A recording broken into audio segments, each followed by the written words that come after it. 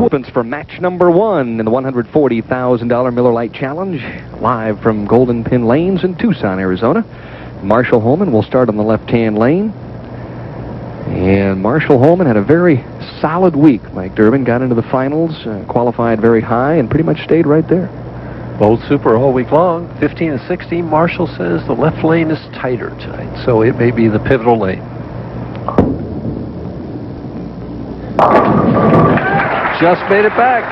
We were watching him in practice, and he was showing that similar line and leaving the 2-8-10 several times in practice, but opened up the match, he got a little extra fingers. And here's your first look at 25-year-old Marc McDowell, the current PBA Rookie of the Year, last year winning a record $51,285. As only a youngster out there, Mike Durbin, that's a pretty good year. He showed me something last night. He bowled Rod Pasteur, and the winner of the match was going to make it into the television finals, and Rod Pasteur bowled 267. As McDowell starts with a 7-pin and lost. As McDowell beat him with 269 to 267. Standing ovation. The crowd really got a treat on that one. Tremendous crowds all week long here in Tucson. There you see 209.35, the 87 average. Not the greatest, but this week averaged 221.5. Mark also going 12, 11, and 1 in match play. It was difficult to pick up those 30-pin bonuses this week. Well, when you can't win the games, then you got to knock down more pins if you want to get there. First cross alley spare for Marc McDowell, hard and straight. McDowell, if you recall last summer watching the PBA Tour on ESPN, was the top seed player for the Ebonite tournament up in Seattle, and was defeated there by Dale Eagle in a very tough final. This week there you see 221.5. And Mike, do you think that Marc McDowell learned anything from leading a tournament and not winning it? Well, you always learn something from every experience you have in bowling. I think really that victory that he had last night has got to be what's spurring him on right now, giving him the momentum. And I watched him last night. He does the same thing he was doing there. He kind of shakes his shoulders and tries to get himself to loosen up those muscles. 25 years old, college graduate. Remember, I started the tour at 25. Bingo! Well, he's a former All-American.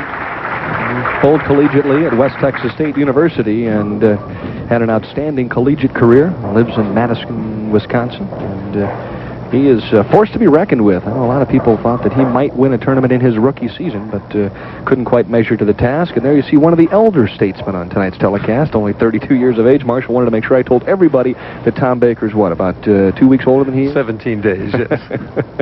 And in between frames there, Marc McDowell took his ball and put a piece of tape in the thumb hole, so evidently he felt that the ball, he was losing that ball just a little bit. First opportunity for Marshall on the right-hand lane. Oh my, he gave it some room, and it came whistling back. The 10-pin topples, and Marshall starts quickly with a double. Watch his head. Doesn't move all the way through. Then watch the slide at the end, the longest slide in bowling. Ball's gone, and he still keeps sliding, and the head never moves, and the eyes over the target. You can't throw it any better than he threw that one. Well, Marshall would be a terrific waiter. Never move your head, never drop anything. I was going to bite on that. Oh, you didn't either. Had a high game this week of 276, and he's enjoyed bowling through the years in Tucson. Really likes the heat. Finished 3rd here in 1977, 5th in 1981. Went out and played golf today. Marshall shoots in the low 80s. For the turkey. Perfect. Now, before the telecast started, Marshall was looking up at the broadcast booth and frowning and giving us that look of, oh, geez, there's no way I could get a strikeout here this evening, and he opens up with the turkey. He was playing a little sight job on you, Denny. On me? I'm not bowling him. He should be worried about McDowell at this stage. I tell you, this kid's pretty tough to ruffle. Last night, Rod Pasteur, just beautiful. Striking out in the 10th frame to put all the pressure on McDowell. He needed a double and 8 to make the telecast, and, well, it's history now. 3 strikes. Needs a double here to stay close to Holman. And gets it. Very emotional player last night. He needed all 3 strikes in that 10th frame, and he was just running out every one of them. 5-step player. Watch as he lets the ball go. Really lifts with the fingers and gets the ball well out on the lane. Right here, his thumb is out, and he's lifting well out on the lane. Look at how far that ball's going down the lane. All the way out past the dots, which are out there 5 or 6 feet. Head never moved there either. Nice knee bend, good form. throughout the week. Mark averaging 202.5 on the championship pair, games of 211 and 194. So he hasn't exactly blistered 15 and 16, but he's off to a pretty good start here this evening, looking for a three-bagger here. Perfect. Well, both players are zeroed in at this point. Holman with a turkey in the first, second, and third. McDowell not too far behind. So it looks like we've got a very interesting opening match here in Tucson.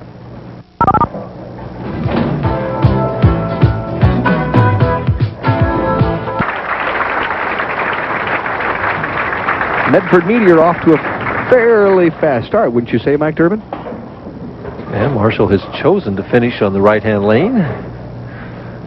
Seems to be hitting that lane the best, so you would think that the strikes on the left lane are the ones that are crucial. By the way, 4 in a row, we still have an opportunity for 300. That's right, and should Marshall Holman shoot 300, guess what? $25,000 from True Value Hardware. And it's been done as Pete McCordick did it earlier in Los Angeles this year. 25 for the 300, 23 if you win. It'll be a profitable day. Yeah, you bet. Better go out and hire an accountant. He needs to get number 5 first. Has to hurry. Well, everybody at home is going to be saying we jinxed him. He can't hear us out there. Don't worry about it. Marshall Holman's delivery from the side view. The head's still all the way through. Watch the long slide. All the way into the slide now. He lets go of the ball and continues the slide after he's let go of the bowling ball. I think he's the only one in the game today to do that. Marshall Holman with an average of 225 even Steven on the championship pair, games of 226 and 224. So he's probably been, oh my goodness, the most consistent player on that pair until the chop on lane 15. So Holman opens the door, just throws it wide open in the 5th frame with a couple of shots that were uncharacteristic. And interesting, Marshall, many times his spares will throw real hard and straight, but see how he strokes this ball? Really doesn't throw it that hard. Not much turn. Tried to throw it straight at it, and the ball just moved a little bit and chopped that 2 clean off. He turns his back on it right here and just listens for that awful sound, and a pro bowler's ear is tuned to that. You can almost tell what pins he's left by listening to the sound. You mean he has pin pitch? Well, I can remember I made my first television show in 1967 in Edison, New Jersey, and Carmen Salvino was on that show. Carmen lost his match. I lost mine right away, and he lost the next one. As McDowell's trying for 4 in a row, goes high, leaves the 6-10, and Carmen then proceeded the next 2 matches to lay with his back on the settee, could not see the pins, and call every single shot by listening to the pins. It's amazing. Well, you're right, though. All those years of bowling, use all your senses. Both these bowlers trying to keep their senses at this stage. McDowell had a turkey in the 2nd, 3rd, and 4th. A little high with that shot. Maybe got a little over-aggressive, huh? The right lane hooking more, remember. You notice how he threw hard at the 7th pin that he left in the 1st frame. He threw hard and straight at the 6-10, and that seems to be the style of shooting spares among the younger generation. Actually, I think it was started by Roth more than anyone else, but just throwing hard and straight at those spares, you eliminate the chop, you eliminate the trajectory, and it makes it so much easier to make those spares.